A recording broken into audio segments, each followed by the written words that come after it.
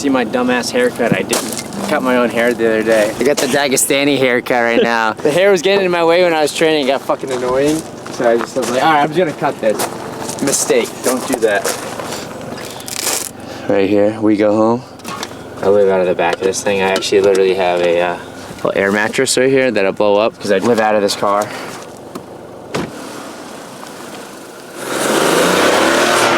If I had to time it, so let's just say I spend 9 to 10 hours in a car a week.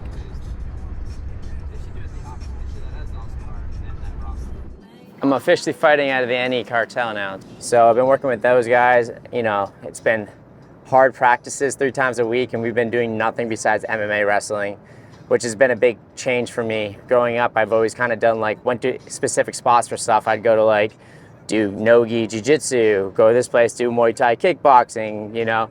So this is my first time, you know, and it's kind of crazy because I'm already coming up on my 6th fight that I'm actually putting everything together. I know I've gotten a lot better in the short time since my Contender Series fight, so I'm just excited to see that put into the cage. It's a huge confidence booster for me.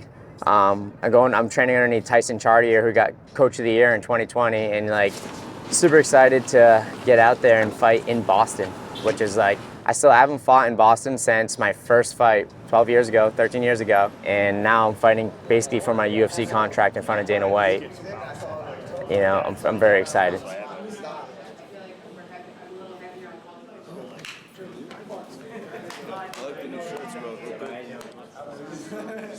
I've kind of gotten the most work with compacts. Me and him are both 145ers. We're both 5'1". You know, coming up, he's a younger guy. He's a little bit younger than me. He's 25. But we're both on the verge of the UFC, so we have a lot in common. He grew up with Rob and Calvin and Tyson being his coaches, so he doesn't know anything else besides that intensity. So he works his ass off day in and day out.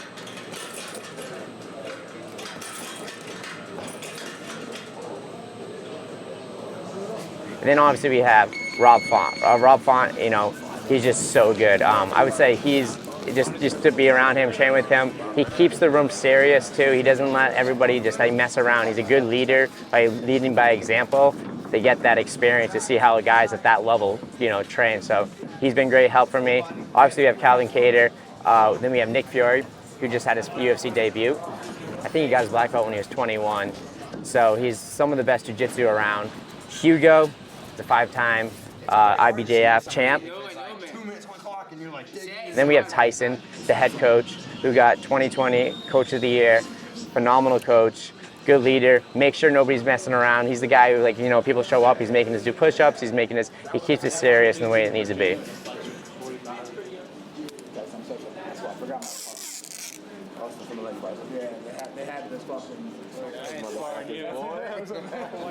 Give me those Dick's Sporting Goods fucking gloves. They fill them with the trash bags or whatever. Make sure we're never late. I mean, I think that's the main thing, is you have an actual coach that's there to run it. And so I'm very lucky that I'm able to train with these guys.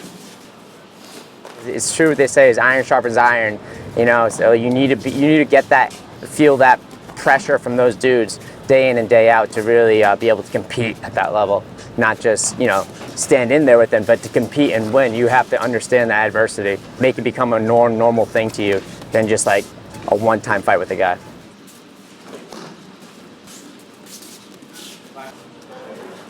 Every single time you're fighting like you're fighting in a fight. Taking that little bitch that lives in your brain that tells you you're okay, you can stay here, is refocus on not accepting that at all. You're never accepting, you're always fighting for a better position, and you keep going. So I think that's it's the mentality of the way they train.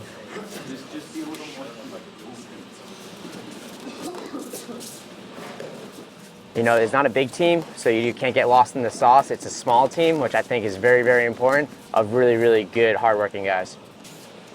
All the little things like being ready to get up and get into their next roll right away.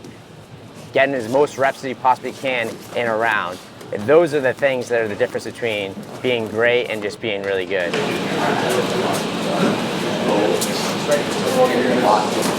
You know, my next opponent's my next goal is you know, taking him down and then, you know, get my contract, and then I'll be able to climb that ladder from there.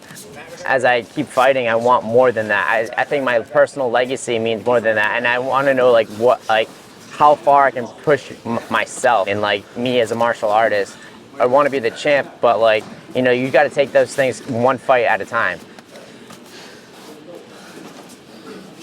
I'm just physically and mentally different than most people, so I just need to catch up with the skills, catch up with the techniques, you know what I mean, with martial arts. I took 6 years off in the military. That's my biggest thing that's really affected me, I think, is that 6 years I took off while I was focusing on being a combat controller. So I'm playing a little catch up right now, but you know, once I get everything all together, I think I can really do really well in the UFC and be a top guy. I'll be a staple fighter in the UFC.